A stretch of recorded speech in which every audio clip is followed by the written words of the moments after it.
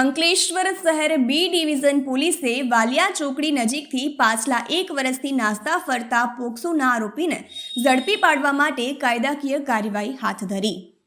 જિલ્લા પોલીસ વડા દ્વારા નાસ્તા ફરતા આરોપીઓને પકડી પાડવા આપેલ જરૂરી સૂચના અને માર્ગદર્શન હેઠળ અંકલેશ્વર શહેર બી ડિવિઝન પોલીસ મથકનો સ્ટાફ વાલિયા ચોકડી નજીક પેટ્રોલિંગમાં હતો.